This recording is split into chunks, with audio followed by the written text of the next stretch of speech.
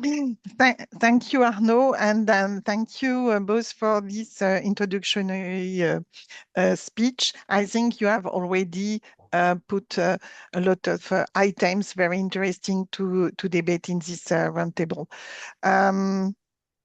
First of all, I'm very pleased and grateful to participate to this great event, Investor Education and Trust Reconnecting Citizens with Financial and Capital Markets, particularly because it is a Global Money Week. And yesterday we, at Place des Investisseurs, held our first initiative in terms of education.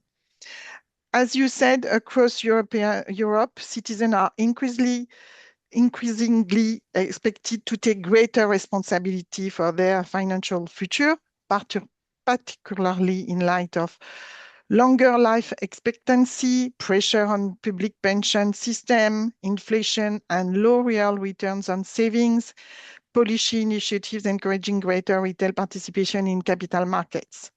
However, financial literacy levels remain uneven across all the European countries.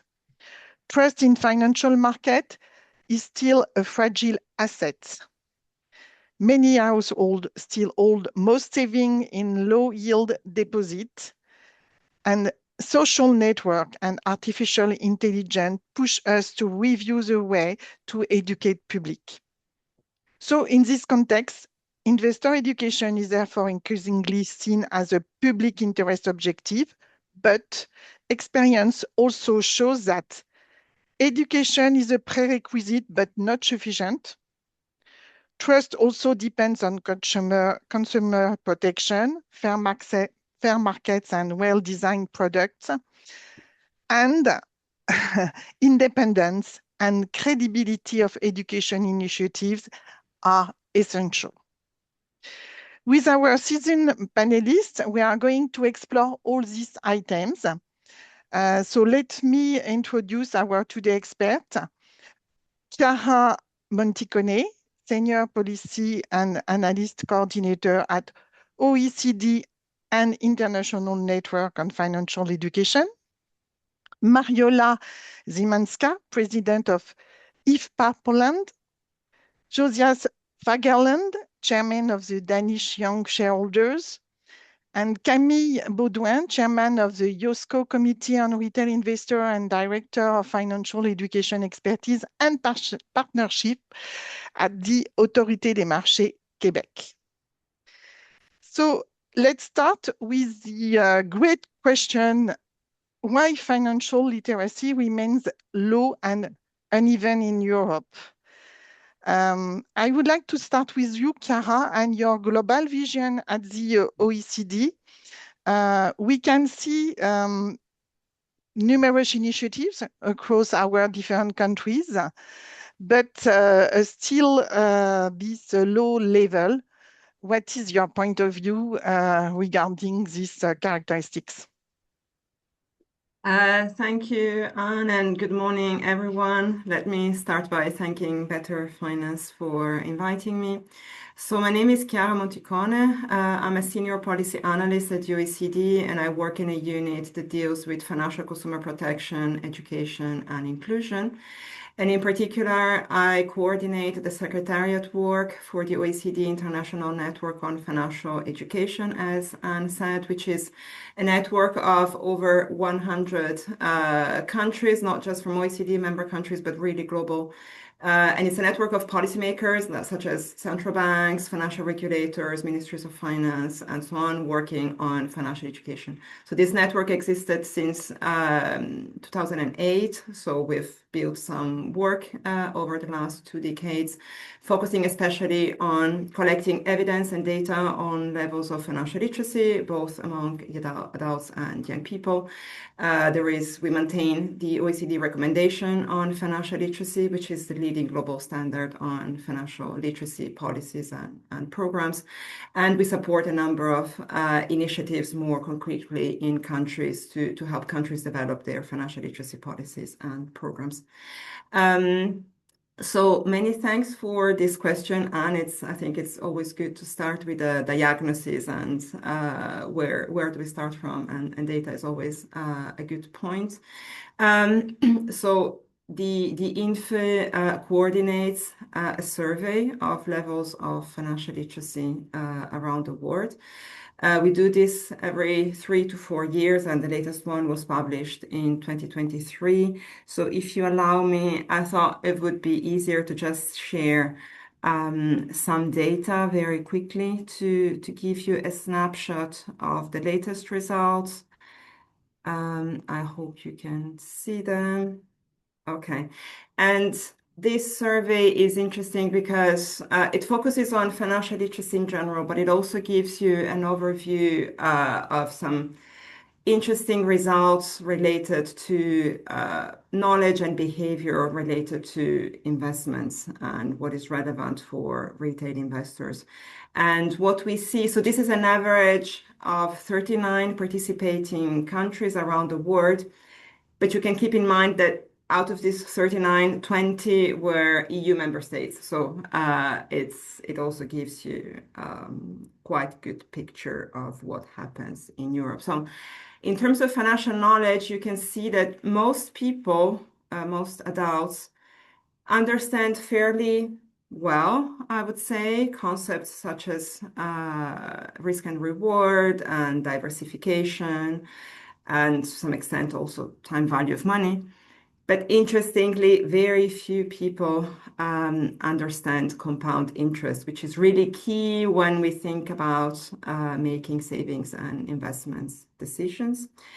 And interestingly, so this is what you see here is the average across the adult population. But even when we look at people who actually already hold saving and investments products, so here we see that, for instance, on average, 42% of adults are able to understand and answer correctly a question about compound interest. But when we focus this just on people who hold saving and investments products, this percentage is a little bit higher. It's 46%, but not so much high. So it really gives a sense that even among people who manage those products, there are still gaps in terms of knowledge.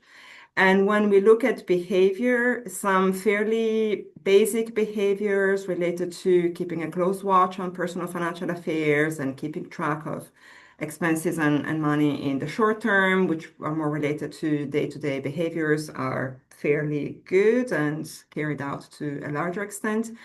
However, when we come to some behaviors that are perhaps more related to also investments, such as comparing products across providers or seeking the advice of non-independent sources, this is much lower. Only about a fourth of adults on average do this kind of things. And I think this is particularly relevant.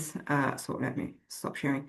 In a context of retail investments, where we know that especially in recent years, with the new trends of new retail investors coming in the market and being more self-directed, investing through apps and mobile phones and not necessarily going through financial advisors, the fact of not engaging in those type of safe and sound behaviors can be particularly problematic. Thanks, Anna. Anne, sorry, back to you. And to go further in your survey, do you see any big differences across country or group of countries, or it's quite the same level everywhere? No, of course, thanks. No, of course there is quite a lot of heterogeneity across countries, and I would say, of course, these results are also, I mean, as I was trying to say, correlated to the level of capital markets developments in different countries. But I would say that the trends that I have shown, even though they may shift and then there may be different levels in different countries, but the overall trend is quite common. So there are some persistent gaps into some terms, some concepts, and some behaviors that we see across many countries. And I would say maybe also going back to your initial question, why do we have such low levels? Of course, this is related to the type of behaviors that people engage in. Of course, there is a correlation and people do learn by doing. And I would say there are also some cultural aspects. In many European countries, traditionally, historically, people did not have to think about many of those investment decisions, also because pension systems, at least until some decades ago, public pension systems were relatively generous, and many people did not need strictly to think about those issues. And they could invest if they wanted, but they didn't have to, for instance, to provide for their income in old age. And of course, all this is changing, and people will increasingly need to provide for their income in old age and take those kind of decisions. But it takes time. It takes a long time. We also see this in our surveys now. We've done 4 rounds of these surveys. Levels of financial literacy, they change very slowly. So it's not, as you said, and of course, there are lots of initiatives out there, but of course, there is still room to increase the reach, and it's not automatic. It's not so easy, especially among adults. We are all busy. It's not easy to learn and change our behaviors.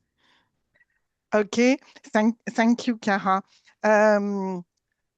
Particularly regarding this move and the speed of change, I would be interesting, Josias, by your point of view regarding especially and focused on the youngest investors. We have seen emerge since the pandemic in Europe. I think it's a global trend in Europe, in all the countries. And compared to the data that Cara just provide, do you see something different now for your population? Yeah, thanks for having me on, first of all. Yeah, so quick background would be that I'm heading an organization or association that is tailoring and promoting financial literacy and investor rights for young people. And so the million-dollar question is, who is the young people? And so for us, it's between 13 to 30. Then you are qualified as a young person, at least for our point of view. And so that's a really, really interesting question, because I think the boom that happened during the pandemic allowed a lot of youth having more time on their hands, not having to go to school, to really flood the market. And so from 2019 to 2020, we saw a 65% increase in young investors in the Danish market. So that's a huge boom. It was quite low before compared to you would say the older population, and now it has become more similar, at least, and it keeps growing. And that's, I think, what have shocked me a little bit, and a lot of experts, were we thought that the youths were flooding the market when they had time, and then whenever the pandemic was over, would kind of fall out a little bit, or we see the trend fall again. But that's not what happened. They kept sticking around, so we still see many youths in the market. But that also poses, you could say, a challenge from a financial literacy perspective, because when so many new investors are coming into the market without any prior knowledge or education in this space, we unfortunately have had many cases with young people tapping into products they don't really know what's behind. The transparency hasn't perhaps been there for many of these products. So I think they have been either not seeking the financial education and just trying out things, or they have listened to social media, gotten tips from friends, because suddenly everyone really started looking at investing as kind of a side hobby. So I think there is definitely some work to be done to catch these young people, and say in which step and what processes of growing up, of being literate, do we tap in with the financial education. Yeah. Thank you. Camille, it would be interesting to have your point of view from Canada compared to the European situation. Do you see some similar topics or challenges, or are you more in advance? Oh, well, first of all, thank you for having me. I'm really happy to be with you today. It's quite early here in Montreal, but it's very important to share some initiatives that we are doing here in Quebec, Canada, and it's very important for me to hear from you in Europe. I'm chairing the Committee on Retail Investors related to the IOSCO. The IOSCO members are regulating something like 95% of all financial markets around the world.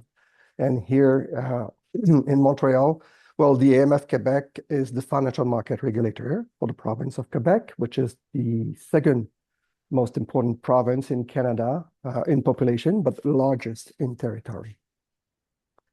Well, I can tell that financial literacy in Canada, in Quebec, even in North America, is not very high.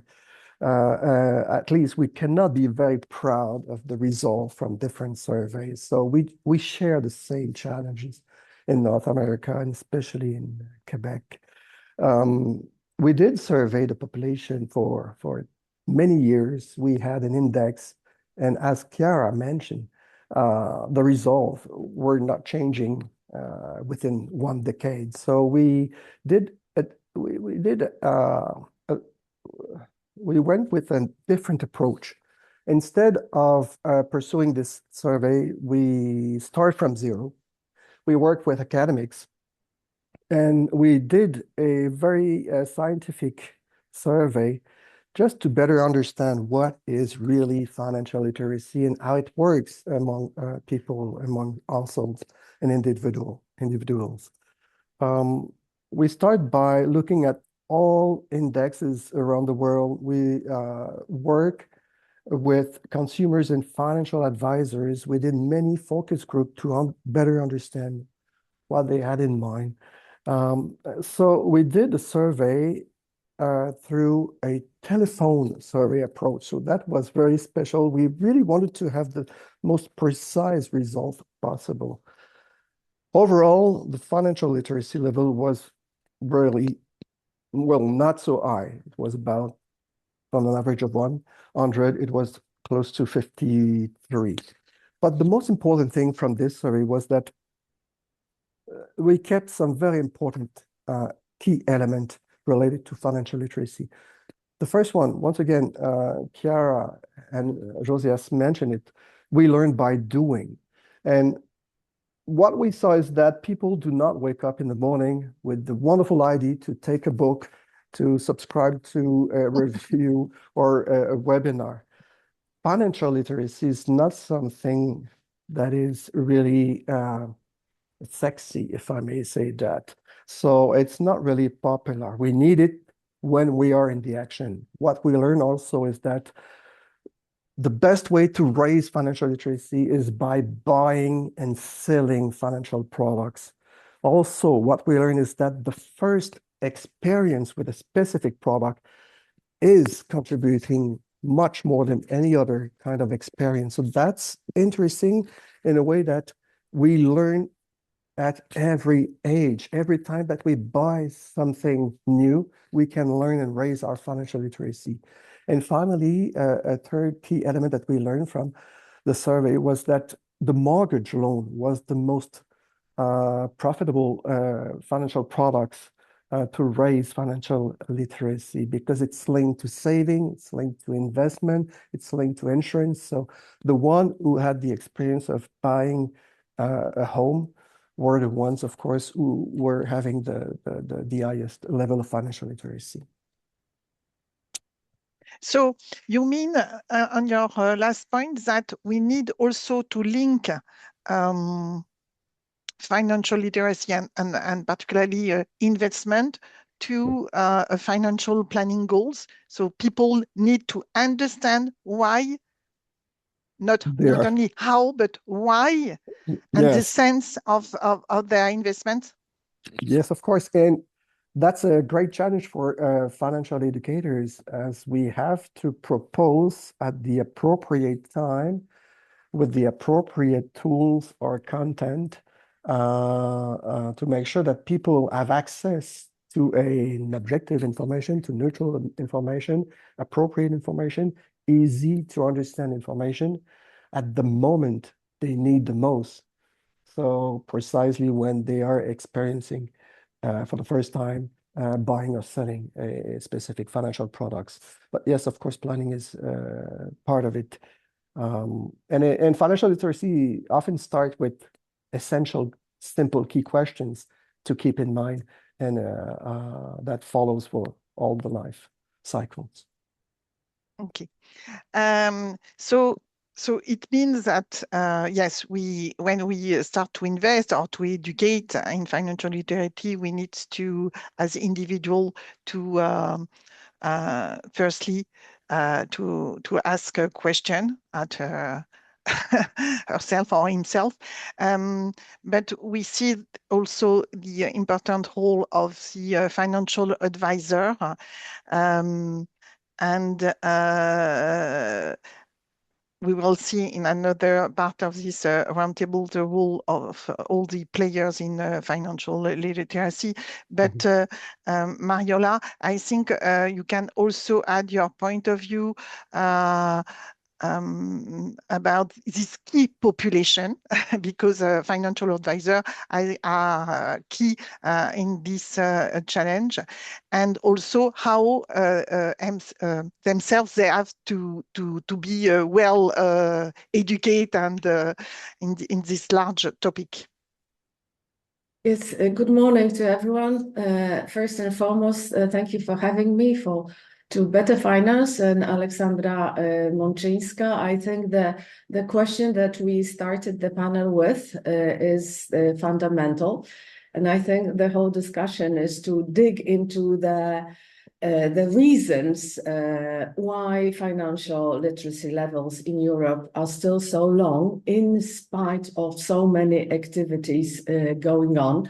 So I would like to add another dimension, though I think what Camille has just said is very much to the point. So what I would like to emphasize is that the level of financial education is very important. Trust is fundamental. Independence of financial education is also very relevant. However, all of it is not enough.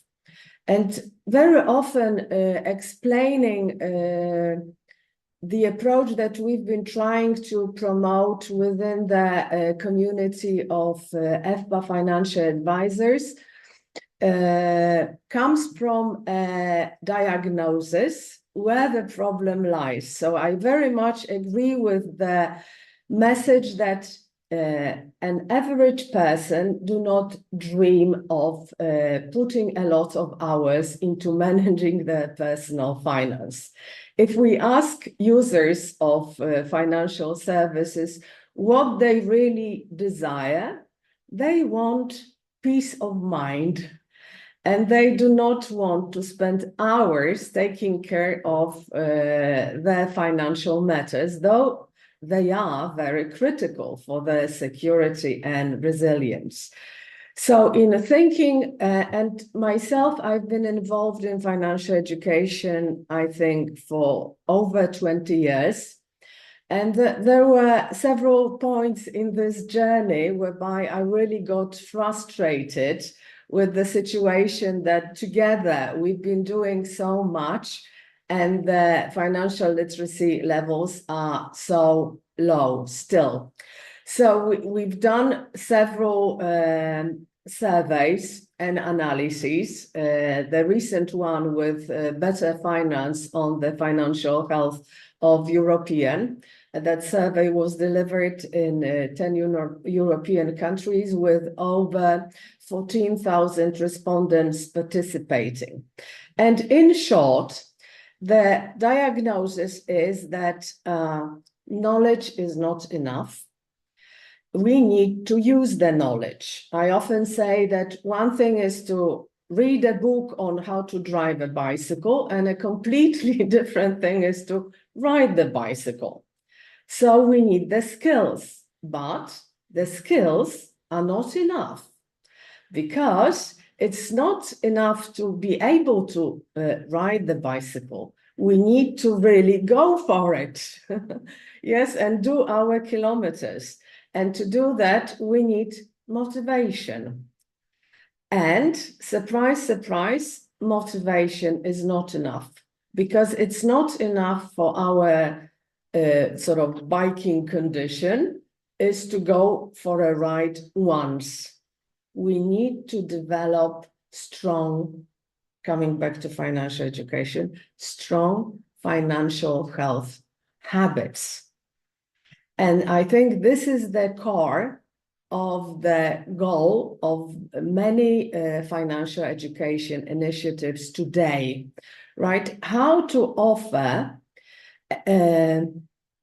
educational, and I would more say learning activities to people so they can build healthy financial habits, because people have to start their financial training and they have to continue. And this is the challenge, because naturally we procrastinate. We say, okay, I'll go for the bike, or I'll go to the swimming pool next week. We have to do it regularly. And I think this is the key challenge today, to find ideas and experiences that people could be sort of pleasantly exposed to practice. This is what Camille was saying. We learn from action. And this is also very important, I think, recommendation for financial education today. We should restrict ourselves in saying, we will teach you financial education. We should switch into, we will help you learn in action. And also, it's been already said, not once, not when you are young, not when you are middle-aged, not only when you have drastic problems and you are approaching retirement.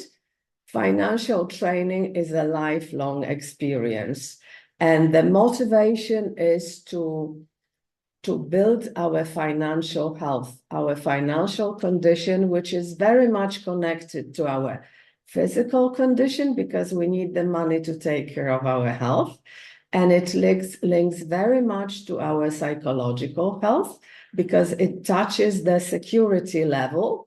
And it also affects our social health, that is relations, because the way we manage our money also reflects into how we manage our relations. And that is also revealed in the research that we've done together with Better Finance, because we have this constant thinking that if we want to improve something, we need to measure it, right? So we've also come up with an index for financial health. So if I were hearing the speech of Alexandra about the 4 pillars of financial education strategy in EU and the call for measure, so we've already come up with a measure of financial health in Europe. And I think it's an excellent opportunity for us to meet and talk together, because as you can hear, we are thinking about the same lines and we dig into the same reasons how and possibilities of how to improve financial education. And no one will do it alone. It takes time.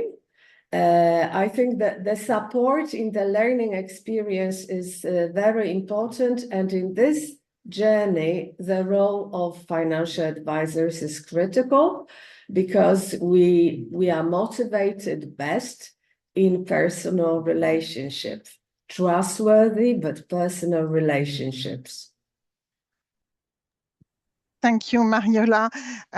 Just to go back to something you said about motivation, procrastination, um, and yes, the learning by doing. Maybe, Camille, you can just share your the Québec initiative and Autorité des marchés, the film you provided at the end of last year, very humoristic, but very real life. So you can maybe share your initiatives on that.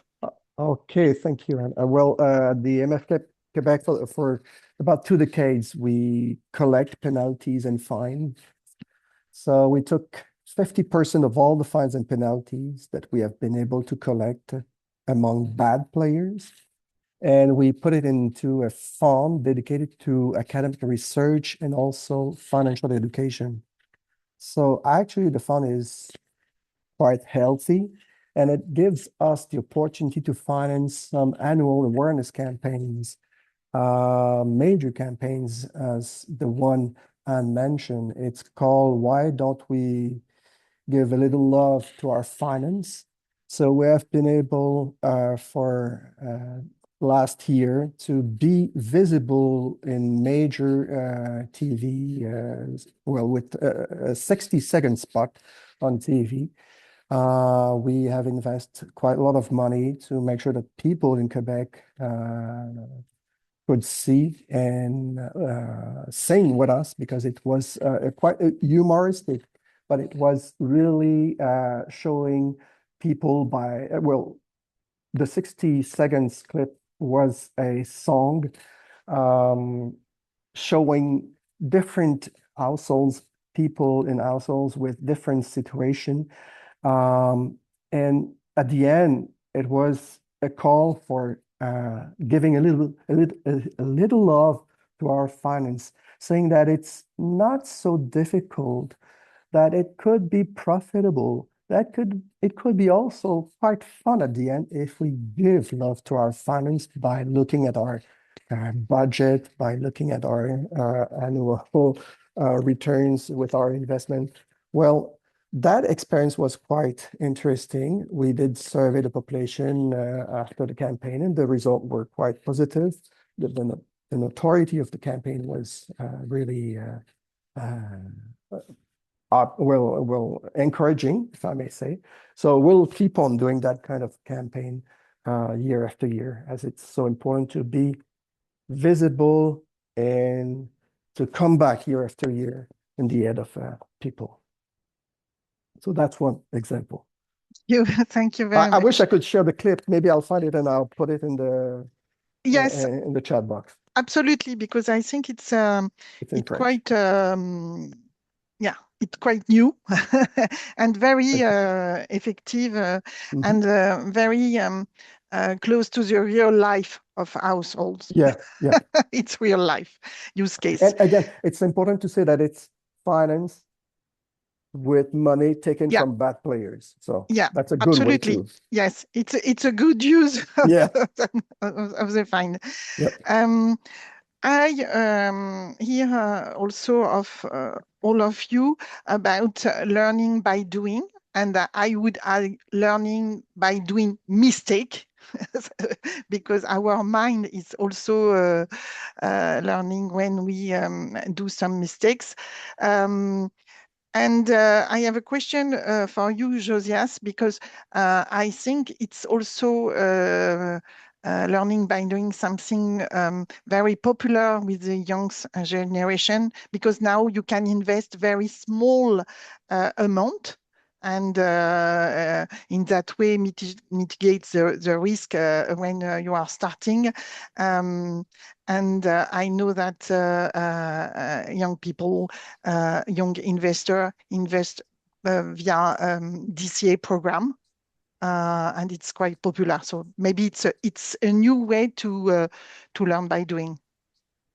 Yeah, definitely. I think that accessibility with now financial products, fractional shares, and other initiatives that really promote an easier access to capital markets for people that, both young people, but also people that perhaps just don't have a lot of capital to get started, is really healthy. And I think for us, I will talk a little bit later about our program going out to schools and high schools, but there, the learning by doing, both activities in the classrooms, but also having some partners where you either do paper trading, so trying to host a competition in the class, setting up a portfolio, learning what diversification is one good thing. But of course, I think that is also the risk part of it when you're doing paper trading, and the overconfidence that we definitely see a lot with young males is perhaps not really being touched there, where I think the small amounts of money perhaps save one coffee instead of buying one takeaway coffee, put it in one stock instead and see how that affects you is a way better approach. So I think promoting small investments just to get started and see how you react is quite important, because it is just something different when it's your own money and you see how that is being managed and how that involves in the market. So learning by doing is definitely a great thing to get started, but you also need the motivation, as Mariola said. It's super important. And so I think for us as educators and promoters of financial literacy to the youth, it's a lot about motivating people themselves to become interested and trying things out for themselves. And so that's an interesting aspect that we're working with. Okay, thank you, Josias. Chiara, Josias mentioned maybe the overconfident regarding young male investor. On your global survey, do you see some gap between men and women regarding the way they invest, but maybe the way they get some financial literacy or financial education? Thanks, Anne. Yes, that's an important point. So we do see some gender differences in our global survey of financial literacy in general. I have to say, however, that those differences are there, but they are mostly in terms of knowledge. We don't see them so much in terms of behavior and attitudes, and they are there, but I think they are relatively small. I don't want to downplay them, and I know this is an important policy agenda, and it's important, of course, to to improve and also give women the confidence and the right tools to invest, especially because we see that they tend to have also different attitudes, especially when it comes to investments. However, if we look at the gender differences compared to differences among other groups, especially across income or education levels, the gender differences are not so large. So I think this is an important aspect, but I think we still need to focus more efforts into the low-income populations and people who may be at risk of vulnerability from different sources and so on. However, I think this perhaps I can mention something slightly related, which was the fact related to overconfidence in general. We did do a survey, a study of new retail investors in France a couple of years ago. This was not part of the global survey, so this was a specific study on new retail investors in France. This was done with the IMF in France and funded by the European Union. And there, that was very interesting. We saw that in terms of, so again, similar to what Josias was saying before, we studied people who entered the market from 2020. So there has been this wave of new retail investors since COVID. And we also looked at various aspects of their knowledge, attitudes, and behaviors, and so on. And in terms of financial knowledge, they were quite overconfident. That was quite striking. They thought that they knew a lot. When we asked them oh, do you think you're good and do you think you have a good level of financial knowledge? Most of them, they thought they were fairly knowledgeable and that they were fairly expert. But then when we asked them very simple questions about very basic concepts, they were not so knowledgeable. Many of them did not. These were people who were investors already in the market, not just a savings account. They're really investment products. Most of them held cryptos. They didn't know very basic concepts about diversification, about the fact that past returns are not necessarily a good sign for future returns. Like half of the people who had cryptos, they saw that basically they had guaranteed returns.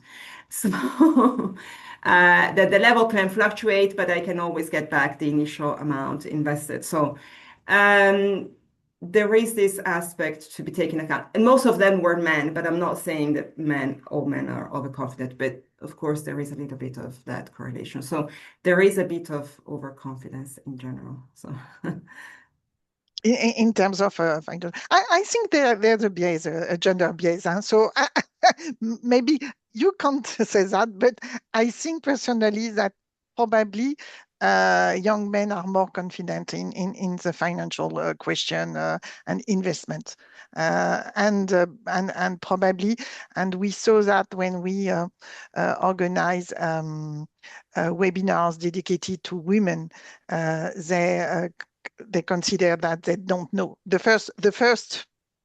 At the first beginning, they don't know. They want to know, and then they improve their confidence and on their skills. But yes, I think maybe it's a different way to educate, but it's my personal point of view. But it's important that you said. About the confident. Now we can move to who should deliver investor education. So we just saw that they have motivation, their knowledge. There's also the complexity of the market. But regarding the complexity of the market, it is not only on the product, but because we have a lot of players in this market. We have regulators, we have intermediaries, we have stock exchange, we have insurance company, we have investor organization, NGOs. So I don't know who wants to start with these topics, but I think it's a great question as well. And probably the solution, it's a combination, as the commissioner said. I don't know if you want to start with that, Chiara? Yeah, thanks. Thanks a lot for the question. Happy to start. So I think from what we see in our work, the question is not so much who should do it. I think all of those different actors that you mentioned should be involved. All of them have a role to play. They have different expertise and they have different possibilities of reaching different target groups. Of course, it's important to have a combination of those initiatives at different ages. And of course, different actors are better placed to reach people when they are young or at the point of sale or when they're making important decisions. And this is something that comes out also, that is also reflected in the OECD recommendation on financial literacy. And I think this is especially coming out in two aspects. First of all, the recommendation encourages countries to set up national strategies for financial literacy or financial education or capability, however you want to call it, because those national strategies are precisely a good way of putting all those stakeholders together, from the public authorities, the regulators, but also the industry, the NGOs, the school system, and so on, to make sure that everybody is working together towards shared goals and objectives. And national strategies are also a good way to avoid overlaps. We see a lot when we work with countries that many stakeholders tend to target the same groups without necessarily first thinking who needs to be targeted and who needs to improve their financial literacy the most. So avoiding overlaps, using certain resources more effectively, identifying needs and gaps, which areas need to be targeted the most. And other point also to which is coming up somehow in the discussion, and I see especially in the chat, manage conflicts of interest. Of course, it's important that also the private sector is involved in financial education. The recommendation does not say that they should not. But however, there is a huge conflict of interest there. And this should be managed appropriately because for the sake of the integrity of the whole financial education landscape and system, so that consumers know that the messages that they are receiving are reliable, unbiased, non-commercial, and so on. And I think it's in the interest of the consumers themselves to know to receive for their financial well-being ultimately. And the INFA has also developed some guidelines more precisely for the involvement of the private sector and nonprofits in financial education, which basically the main points recall the importance of contributing to national strategies and high-level policies, of doing this type of financial education activities in ways that lessen those conflicts of interest. It's hard to remove them completely, but at least, for instance, to do this via industry associations rather than from single companies to reduce the risks of commercial activities. There is a big risk of doing commercial activities when doing financial education. So industry associations can perhaps mitigate that aspect, ensuring that initiatives are fair, targeting the populations who need this the most and not just the most profitable segments of the market and so on. Ultimately, unbiased, reliable, updated, good quality with good pedagogical foundations and skills and so on. Last point I wanted to make, we are updating those guidelines this year because they were first developed more than 10 years ago. So we are in the process of updating those guidelines. And I know that there is also a plan as part of the EU financial literacy strategy to develop a code of conduct precisely on this point. So we hope that this work from the INFA at global level can also feed and support the work in the EU. Thank you. And you're right that credibility and neutrality of the financial literacy is a crucial point. Camille, on your side, how do you manage this question of conflict of interest? Well, that's a very important question. I may start with saying that there's a place for many players in the landscape of financial literacy. I'll take the example of the IOSCO World Investor Week. We all know that we celebrate Global Money Week this week. But during the first week of October, regulators around the world, stakeholders, so there are players from different sectors, university, academics, community-based organizations, private organizations, including, of course, financial market intermediaries, are, they are reaching out with investors to remind the importance of financial literacy, but it's also an opportunity for the IOSCO to remind the central role of regulators as a neutral reference to contribute to financial literacy of investors. Many regulators do much more than giving information. We do assist investors in many different ways. So that's another way to raise financial literacy. Most of us have an information center where people can call and talk with someone at the regulator. We deal with complaints. Some of us, like in Quebec, have compensation fund for victims of fraud. So we do a very important role. Unfortunately, the regulators are not very well known by the population. So we have to be visible especially in social media where bad players are. And I will just mention one experience that we have, again, in Quebec. When we survey people and we ask them, where do you go when you want to learn on your finance? Still, today, the first answer is my financial institution or my financial advisors. So knowing that, it's almost like a doctor. We go to the doctor to learn on health issues. We did propose a webinar on financial education tools and programs available in Quebec. We offer this webinar free of charge to financial advisor, registered financial advisors in Quebec.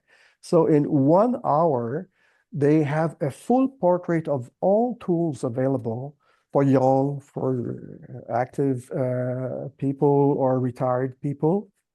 So in their coming work with investors or consumers, they are more informed and they are in a position to offer the appropriate tool or program existing in Quebec. So that's a huge success again. It's free of charge for them, and they get 1 credit of what we call here continuous training unit. So it's really popular, and it's a good way to make sure that financial advisors have access to objective information that they can rely to investors. And I will conclude, just going back to the gender thing. Yeah. I always recommend when I'm hearing about this, a book that is, the title of this book is Warren Buffett, Invest Like a Girl. And it's really funny because this guy, we all know that how brilliant this guy is. And the lady who wrote that book is just telling that women usually are doing more research before investing. They are investing less frequently than men, and men tend to be more, as Sarah said, overconfident than women. So it's really interesting to hear that. And when, in some studies, when we take consideration of the do not know factor, or even if we take consideration of the salary, the annual income of women compared to the men, when we compare women and men with the same salary, the financial literacy level seems to be quite the same. So that's also interesting. Thank you. Thank you. I'm back to what you said, and I think we experience the same situation, particularly in France, but across Europe. The bank advisor or the financial advisor is the first way to get information. So Mariola, probably I suppose that the question of conflict of interest and regarding education, because financial advisor have a big role in this first contact to educate on market and product, it's also a central question for you. Yes, thank you. It came very clearly from our recent research that people in Europe, when they are close to taking an important financial decision, they go to financial advisors. So very often, if we ask people whether they trust financial institutions, they are hesitant.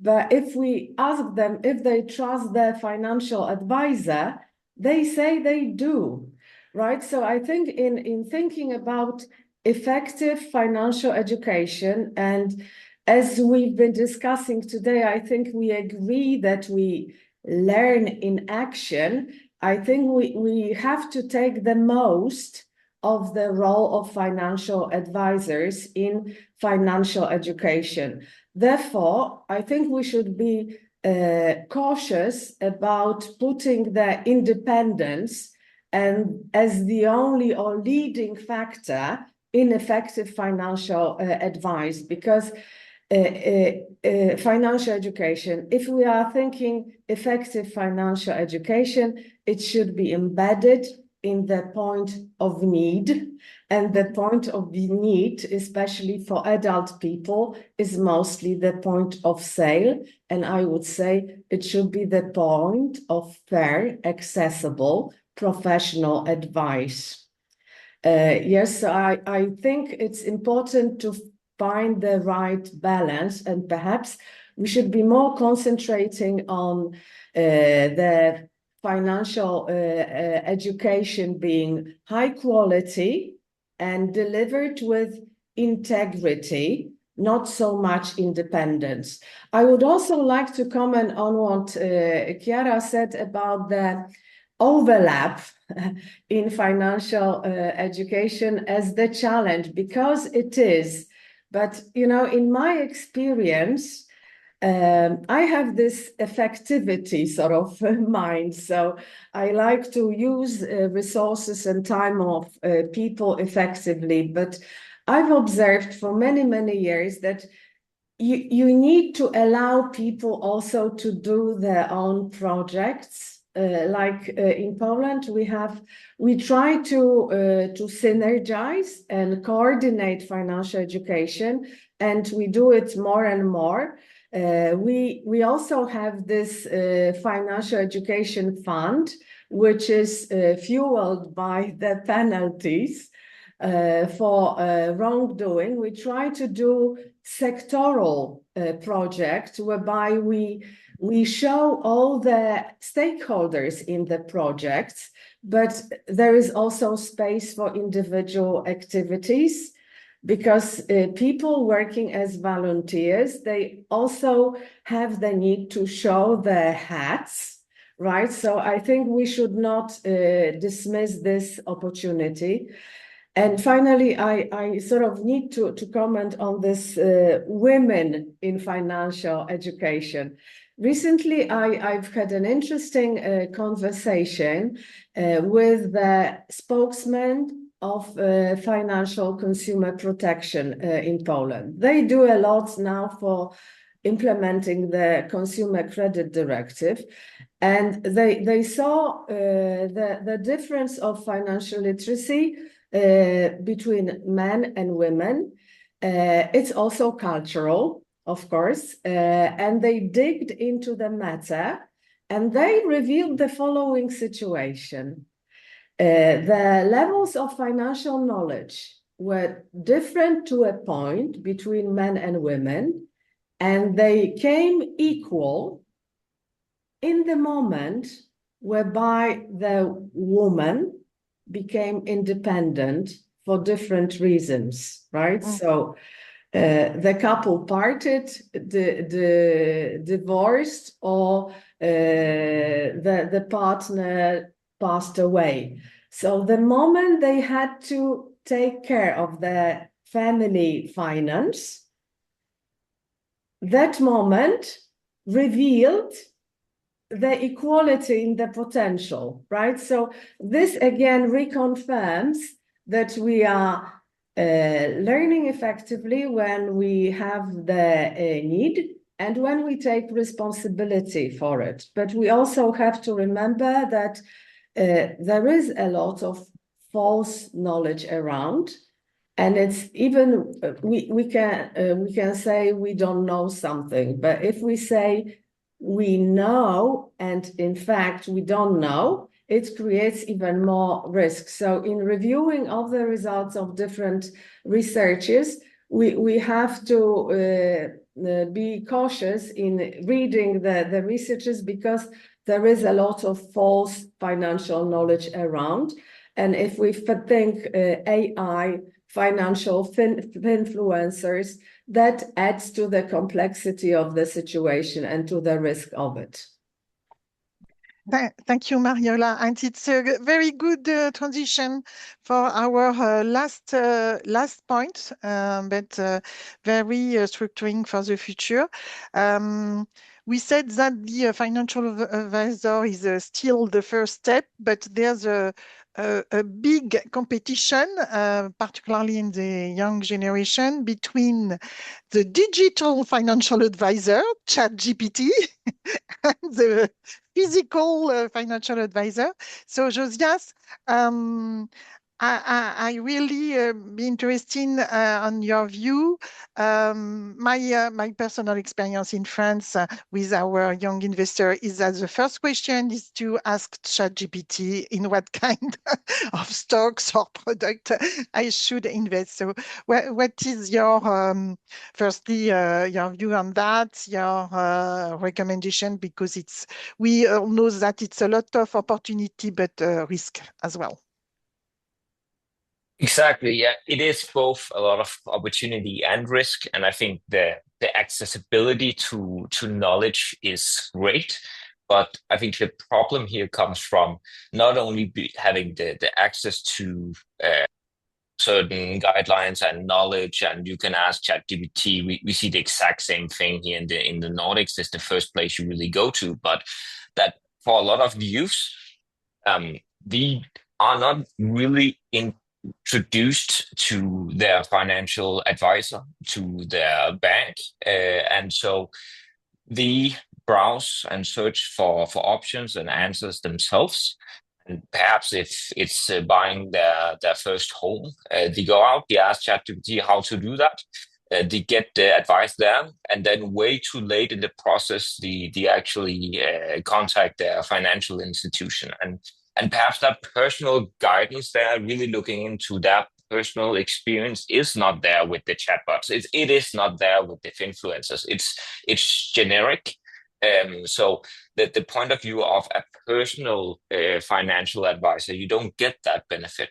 So I think both from an educational point of view, from we who educate, we should push young people to seek these more personal connections with their financial advisors. But I think the financial institution should also push this themselves, because they have a big interest in it. So I think that's a missed opportunity if we don't do that, because we will just end up with a generation that thinks they know all the answers, but they know the generic answers. They don't know the answers for their own case, their where they want to head with their life. They don't get this conversation. So they think they're educated, but they're actually perhaps not educated. So you end up with perhaps wrong decisions, and even a wrong standpoint or point of view in your discussion later on with your financial advisor, which could be a risk there. So I think we have to really look into how to do something about this.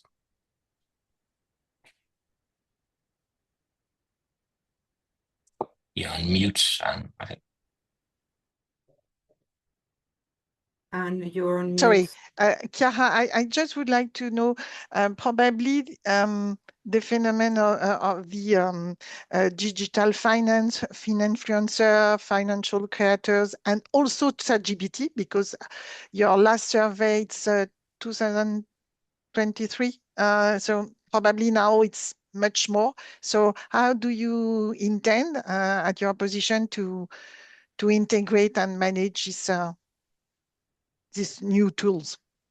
Thanks. No, indeed, yeah, when we published the last survey in 2023, ChatGPT was maybe just being released, so we didn't cover it, but we are now planning, I mean, not planning, just implementing the second survey, which is taking place now. So, and it will indeed cover also AI and the use of AI for financial decision making and advice. So from what we see in our work, it really reflects what also Josias was saying now. These all new trends, they are a bit reshaping the financial education landscape, how it's been used and how it's been provided. And they offer opportunities and risks. In terms of AI, I agree with very much what Josias was saying. I think this really lowers, in a sense, the threshold. Many people, this is also one of the topics that we've been discussing yesterday for the Global Money Week launch.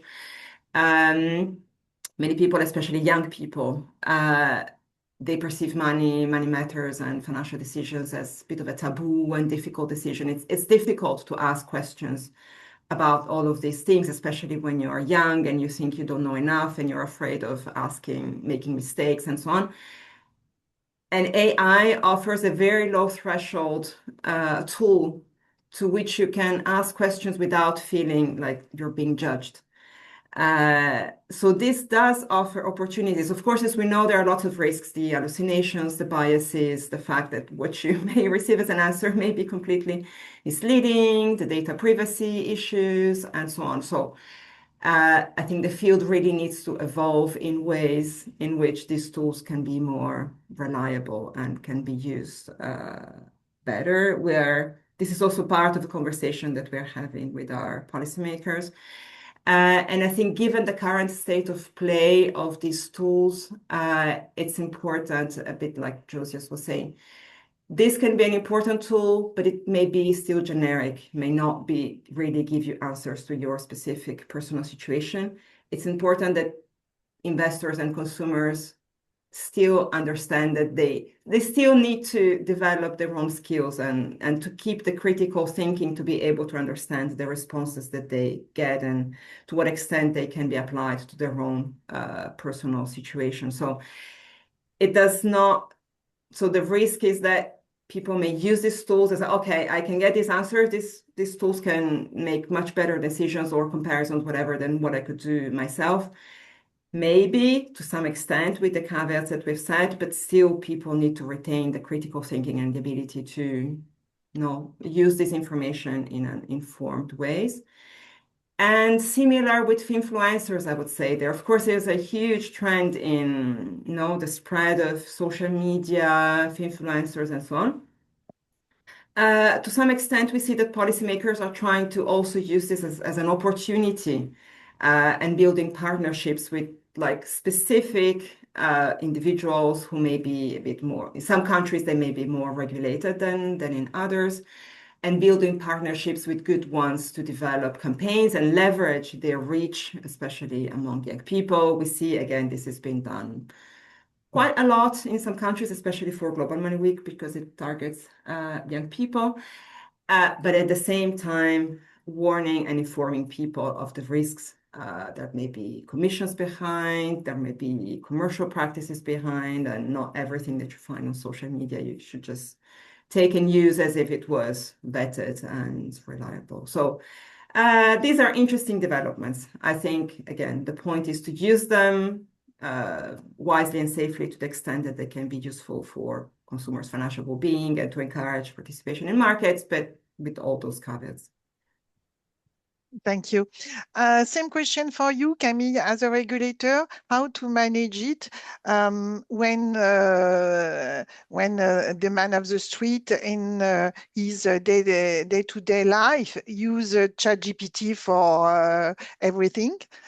So should we manage it differently because it's finance? Good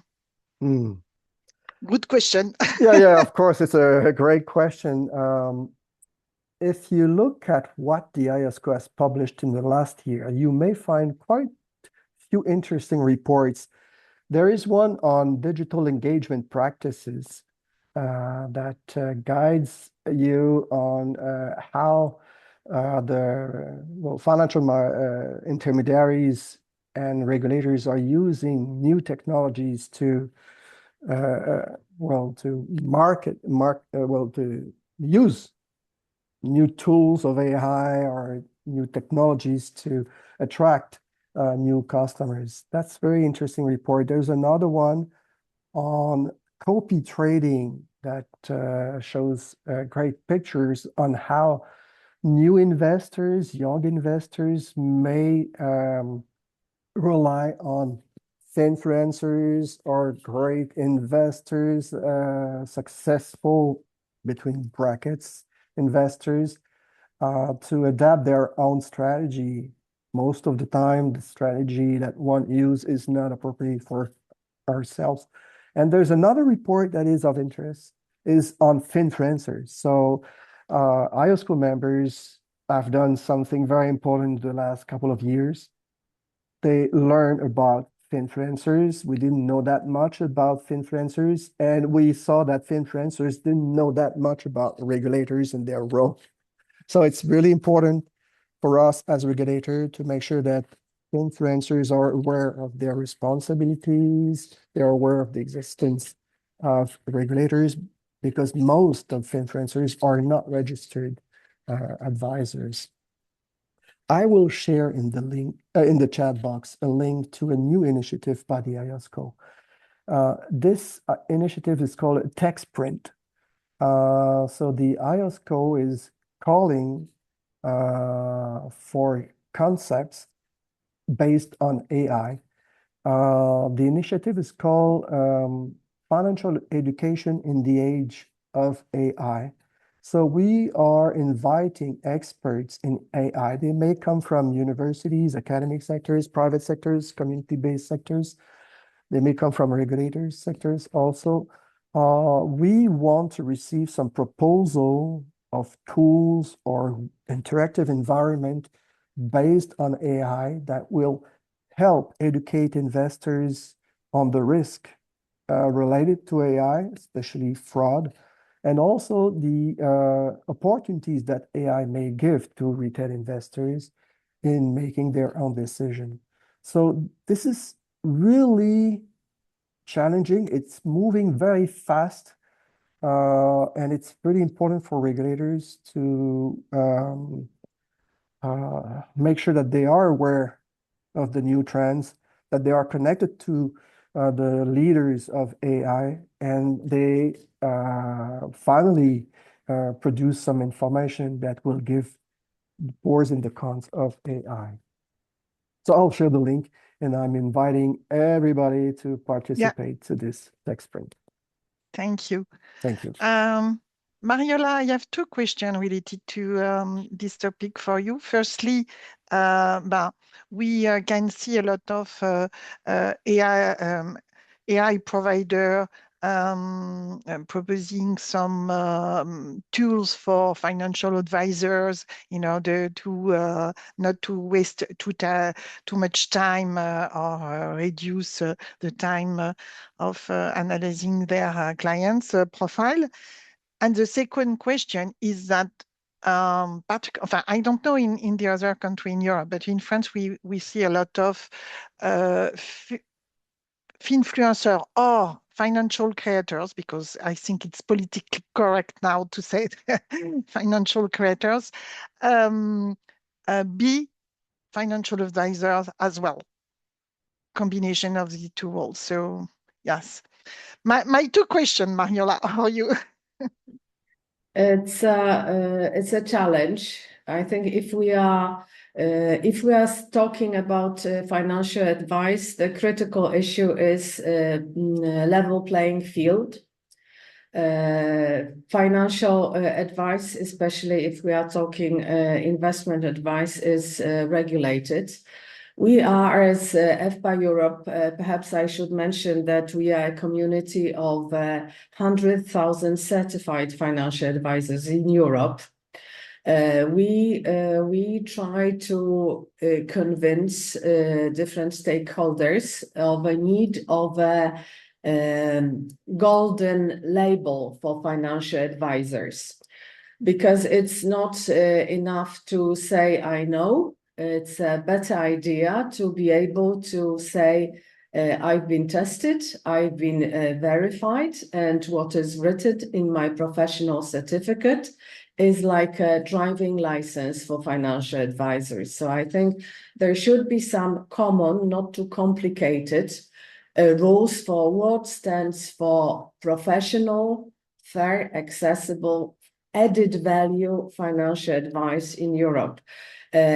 We are for a diversified picture and the freedom of choice to people, but I think we do need some more transparency and common rules.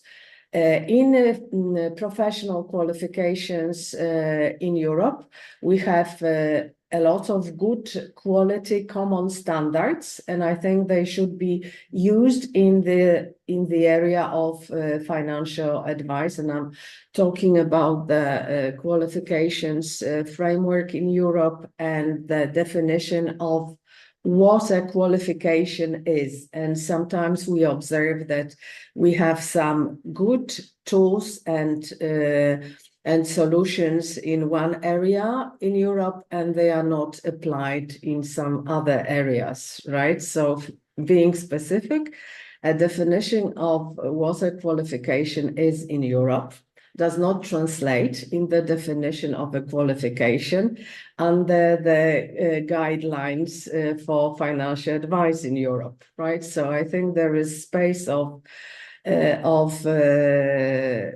improvement.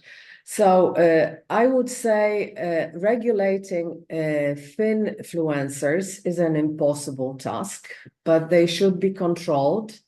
And financial education also plays a role for people to understand what is financial advice and what is not.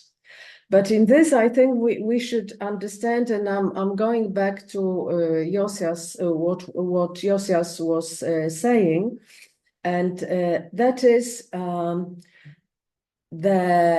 wallet and our perception of the health in our wallet does not rely solely on the numbers of zeros. It's very perceptional, right? And that is why if we are seeking financial advice and we want good financial advice, it should be personalized.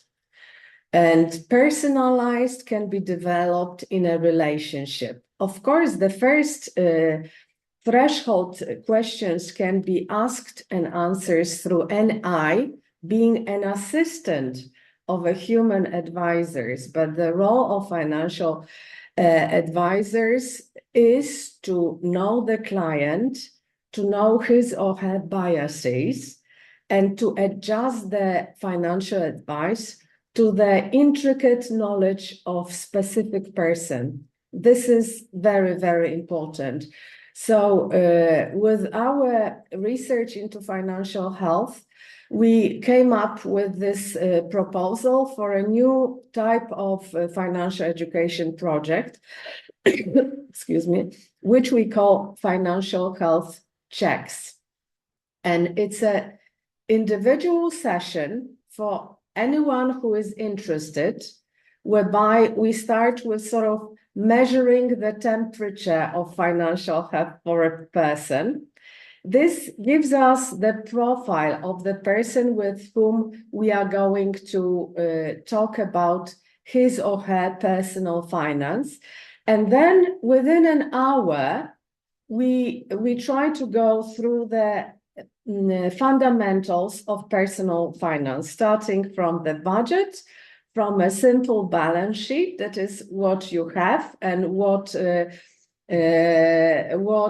passive assets you have, so what debts you have, and then through to a simple financial plan where you set your first financial goals, time frame, and the solution. Because what I would like to add to our discussion is that one of the key gaps in financial knowledge and skills is not so much setting the goals, because this is the beginning, but delivering on financial goals. So this consequent financial training, whereby we say, and I do it with full conviction, our finances can always get better. You are not alone in this journey. You can be supported by professional financial advisors, but no one is going to do it for you. So you have to get involved and take the responsibility and be aware of what's best for you with the knowledge and motivation. But go for the practice with professional support, and with AI being an assistant in this journey. So this is our approach. Thank you very much, Mariola. Now the time is running. I would offer all my panelists the opportunity to share with us what is for you the most urgent and effective measure we need to implement in order to fulfill this gap of education in Europe or everywhere. Who wants to start? Chiara. Just one measure. Yes. So we have, like with the acknowledging that we have discussed at length the fact that investor education is not going to be the silver bullet. We need all the rest of the ecosystem, the consumer protection, and so on. But since we are focusing on investor education today, I think if I had to promote one measure, would be to improve on the evaluation side, the impact evaluation. There is not, I think, enough of a culture of evaluating the initiatives that are being done. And hopefully this would lead to better investor education initiatives, more effective, and ultimately better informed decisions by consumers. Makes sense. Camille? Oh my God. I think I'll speak for myself, okay? Please, not as the chair of CA, Committee on Retail Investors or AMF Quebec, but I think that if we could do something regarding the social media to better protect people against fraud, that could be just amazing. I think that we have to work all together for that. We have tried in the recent past, and it's not easy. Investor alerts is not enough. We have to work ahead. Well, that would be the dream, my dream, if I may, to make sure that social media are more secure. Okay. Josias, your dream? Well, I have many dreams, but if I should pick one, and it's perhaps more national, but I would like financial literacy to be part of the curriculum in school, Yeah. both foundational school and high school. We see that that move has been made in Sweden, and that has improved their financial literacy greatly. So we want the same thing to happen here in Denmark and for the rest of Europe where you don't have. I join you, Josias, regarding this dream that we could implement something on the school journey for young people. Mariola? Yes, I can not agree that the young population is key for the future. So let's do everything to get them involved and encourage them to learn how to take care of their finances. And I think that the process that we've observed as more people try to get the first experience in investing, including the risky assets, I think we should support it. But in saying that, I think it's critical really to find a balanced way of making professionals and practitioners involved in financial education, because this gives us more access to those moments of need.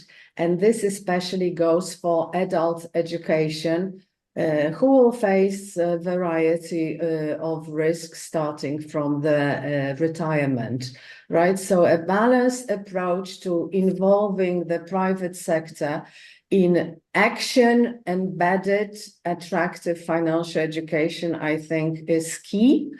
And I would say, let's believe in the quality of the community of professional advisors, because they are very passionate about their work.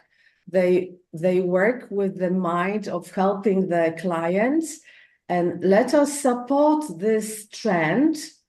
I wouldn't like to say against the AI, but as long as we have the human advisors still available. Thank you. Thank you, Mariola. Arnaud, who organized this roundtable and webinar, I think we can do we have time for questions? I think Martin White is raising hand. I think we do have some time left for questions. So just like to thank all of you for this very interesting debate, because it has clearly provided plenty of food for thought, because there was a parallel discussion going on in the chat. So I'd like to perhaps give some of the people who are having some interesting thoughts in the chat the opportunity to raise their hand and share some of their questions with the panel.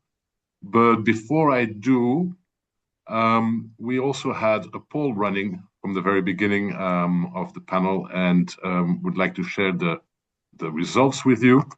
I don't know if you can all see the results on your screen. But No. no, We No. saw it earlier. It appeared. it Let me appears see. and disappears. Let's see if Rina, do you think you could try to make it reappear? Okay. Yes. Yes, there we go. So the first question that was put to everyone was, what is the biggest barrier to European citizens participating in capital markets, and how should it be addressed? And so the top answer was lack of financial knowledge and it should be addressed through independent investor education. Second is fear of risk or loss. And that should be addressed through clearer and simpler product information. Then there was a lack of trust in financial institutions, and that could be addressed through stronger protection and enforcement. And then the complexity of financial products, it could be addressed through industry transparency or regulation. And there was a second question: what should be the primary goal of investor education in Europe? And so here, by large We don't. margin. Sorry. See. You see it? So yeah. I just scrolled down. So the primary goal here should be, according to 50% of respondents, increase knowledge and financial literacy. According to 19%, protect investors from fraud and mis-selling, build trust and confidence in markets from 17%, and promote participation in capital markets for 14%. So those were the results of the poll, and I see Martin White has his hand up, and he has contributed quite a bit in the chat already. So Martin, please feel free. Oh, thank you very much. Well, I won't go again on the things I put in the chat. There's too much. The purpose of the chat was for people to have a look at it, and I hope everyone knows how easy it is to save the chat in Zoom. 3 little dots towards the top.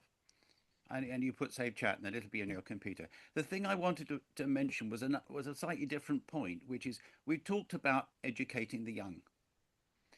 I think it's absolutely vital that we have a process for helping the old. And the sort of thing that used to happen rather more in the UK was local authorities would provide evening classes. People could go along to play bridge or learn to knit or whatever. And evening classes on basics of financial knowledge would really help. And when people start doing that, they go in groups, they talk to each other, they begin to learn by not only doing, but also seeing other people doing. But there's so much stuff I've mentioned. I won't waste everyone's time by wishing on any more. I just leave it for the people to look. And I've sent the odd message to individuals, and if they were able to respond to me at a due course, that would be lovely. But thank you.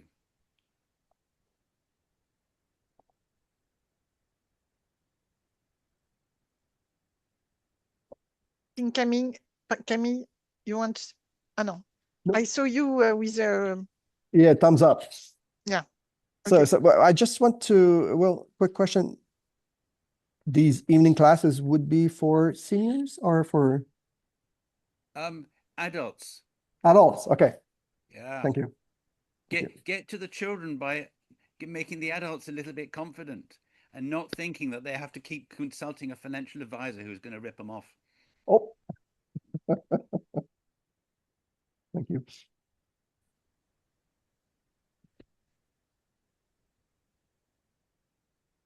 I see. Okay.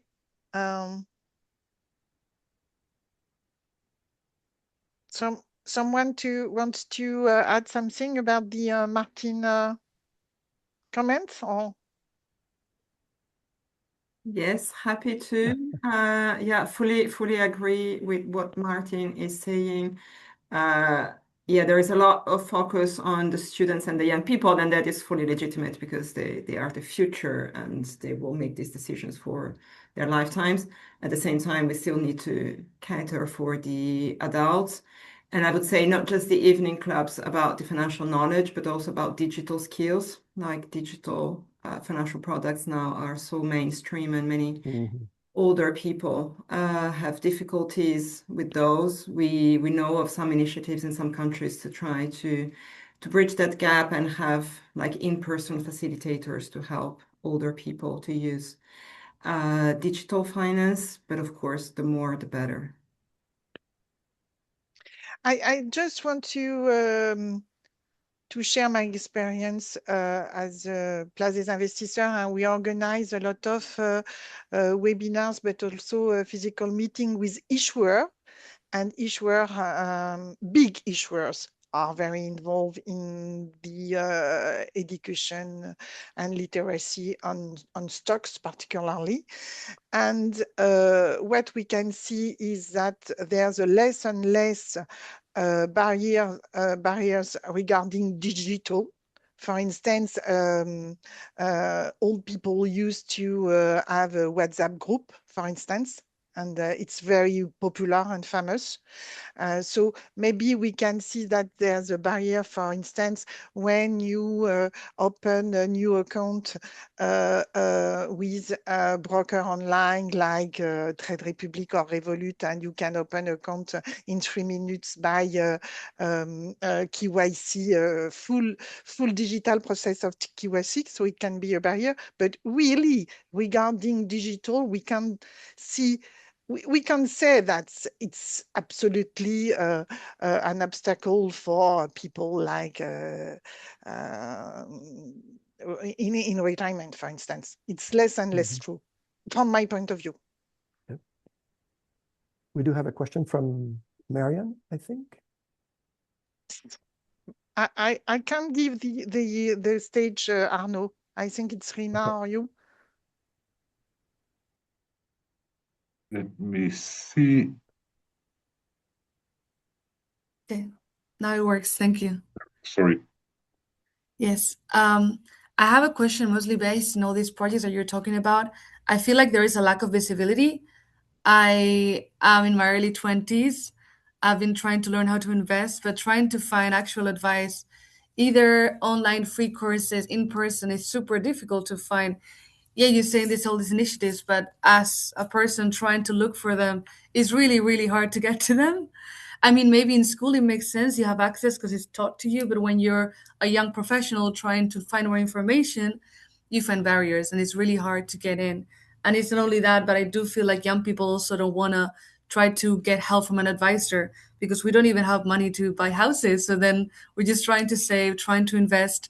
And I feel like in that way, the way that actually turn savers into investors is to teach, but at the same time, you need to have these kind of initiatives to be shown to the public that is trying to get to them.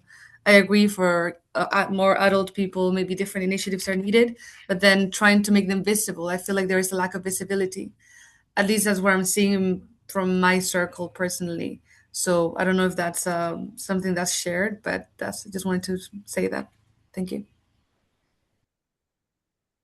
Thank you, Marianne. I think next is coming a presentation from Josias of some of the initiatives on the ground that Better Finance member organizations have. So I think it can partially at least answer to your question about the visibility of some of the initiatives. Great, thank you. I'll be staying then. Thanks.